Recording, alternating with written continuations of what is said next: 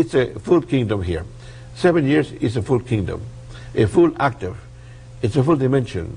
So the child in the second kingdom, second octave, second anabolic cycle, develops the faculty, deductive faculty of mind, develops the analytical faculty of mind, which means the center of human intelligence resides within the second anabolic cycle. And frequency-wise, there's a correlation there. There is, because actually we say the second anabolic cycle ranges between 7 and 14 cycles, and the center is 10. And that's called, on the chart, in the blue area, the center of the green is 10 cycles. It's called the alpha dimension or kingdom of mind, see, of brain activity. So this has become very popular now, because now we understand where human intelligence functions, the center of the brain frequency spectrum. Our full spectrum on the average is 20 vibrations. 10 is the center. Well, here, Laura, is a connection to the right brain hemisphere. We didn't know that. And the right brain hemisphere, when we are not able to use it for thinking, we call it the subconscious. So this is why people and scientists are saying that what we're doing is teaching people how to function consciously within the subconscious. So what you mean is that there's many people walking on this planet who only function at a certain frequency of brain, which is probably a high frequency of beta, without learning how to use the subconscious consciously, and only actually using part of their brain or their human potential. Only one brain hemisphere versus two brain hemispheres. That's correct. In other words, on this chart here again, we have in the blue area, the beta region is called. You see, those names, those words, the terms were selected by scientists. It's the Greek alphabet, we know. But they're not in the proper order of human development. They're in the order of how they were discovered. So because at the time that they were looking into the brain, the equipment was not so sensitive, not so sophisticated as you have it now, and the only frequency they could detect was the strongest one of the brain. So the strongest one was the alpha. This is what I found out later too in my own research, you see. So here is the second anabolic cycle. In the first anabolic cycle, this is called the level of animal intelligence. All animals function within the first octave, between or within the first anabolic cycle, between 1 and 7 cycles per second.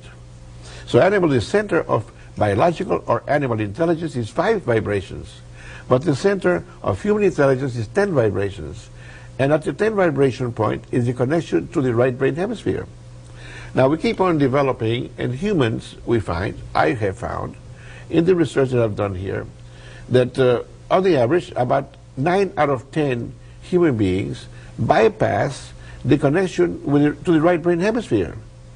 And in the third anabolic cycle, which reaches up to 21, they get stuck on 20. And actually, they do all their thinking and acting on 20 vibrations of the brain. When it seems like that we should learn to first do our thinking on 10, the second anabolic cycle, and act on 20, the third anabolic cycle.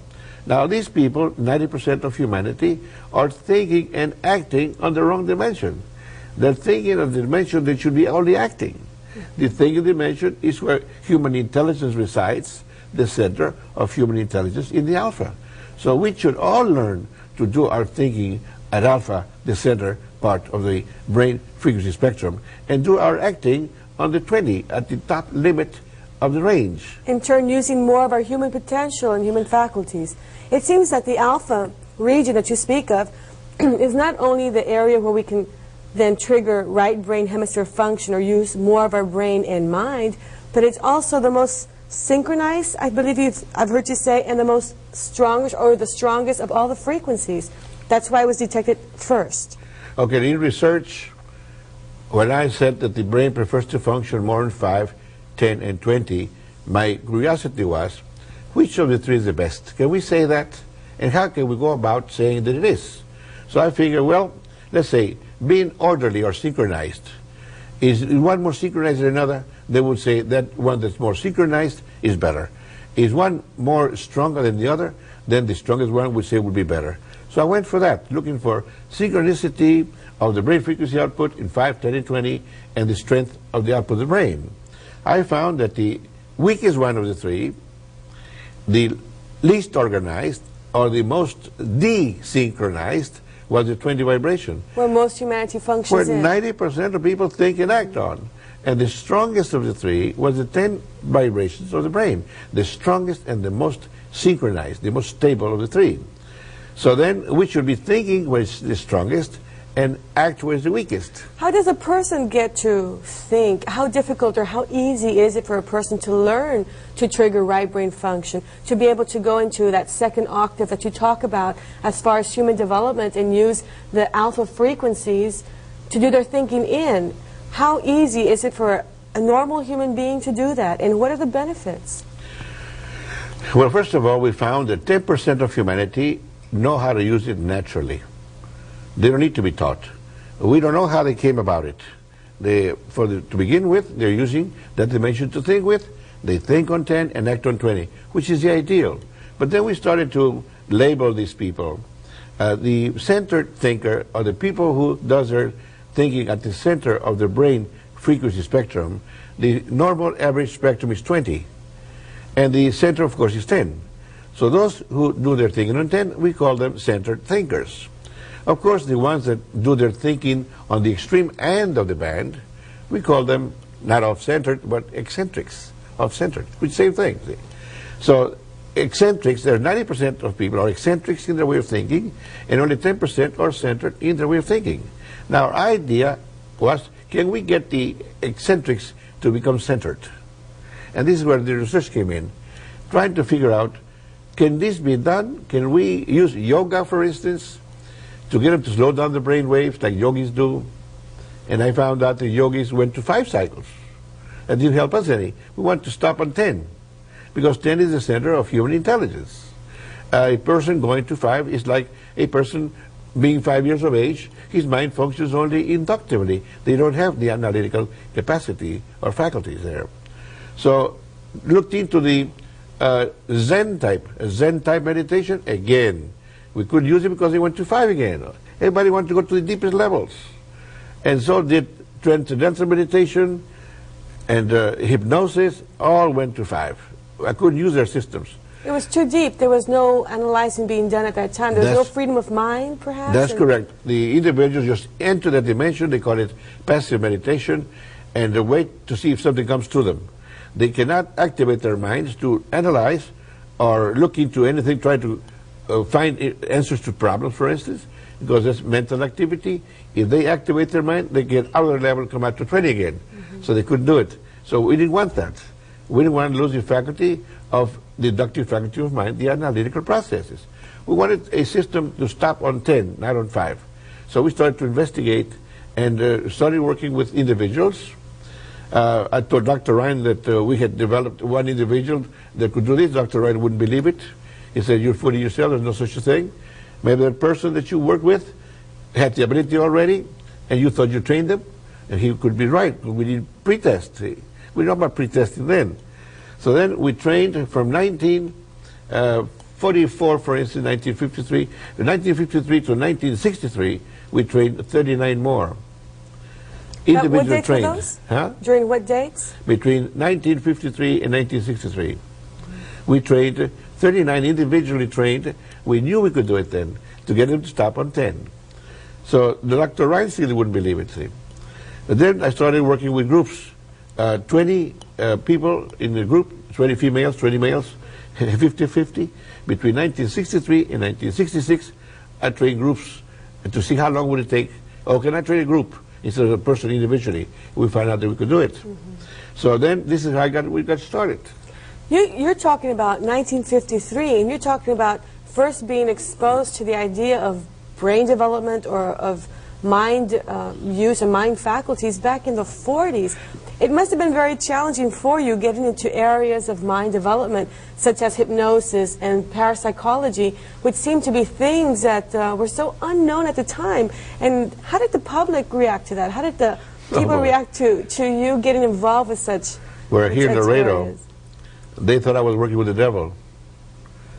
And religions wanted to excommunicate me, my own religion, thinking that I was working for the devil, you see. It got to a point that they didn't know what I was doing. They said, how can you judge something that you don't know that's being done? You don't even know what parapsychology is. I'm dealing in parapsychology. So they stopped getting after me because of that. They didn't know what I was doing really. And when they found out that I was doing something good that people liked and people wanted more of, I mean, then they came on my side, see. But at first it was tough. The newspaper wouldn't take our ads. On Sunday Masses they would say, don't go over there where we'll practice because that's of the devil, you know, this kind of thing. So we had about 10 years of that until finally we got over it. That was about in the early 50s then? Between 1944 and 1953. Mm-hmm. But then by 1966, we came out to see if people liked what we had and would pay for our services because we were spending too much time and money in research. And then we wanted to give it a try. And we were invited to Wayland Baptist University to lecture on what we had discovered. And they liked what we had. And we created some projects here that they went for, and they wanted more, and then from here, people started to talk about it. What they were doing at Wayland. Amarillo heard about it, Lubbock heard about it, and they invited us to come lecture for them. And then finally, we started to put the class together to teach people because they wanted to be trained. A group of people wanted to be trained. So can you teach us what you taught over at Wayland, what you talked about? Yes. Will you come and teach us here? That's how Mango got started. The first paying class, in other words. And now, at this point in time, you're worldwide with millions of graduates throughout the world who are successfully using the method. Can you imagine that? You went to Wayland Baptist University to lecture. What is your educational background? Well, my educational background, we need to talk about it a little later on because I have none. So it may a couple of seconds to explain. I've never been to school. I've never sat in class. I have not learned my ABCs in English or Spanish. And luckily, I have learned to read and write the Spanish language and read and write the English language also.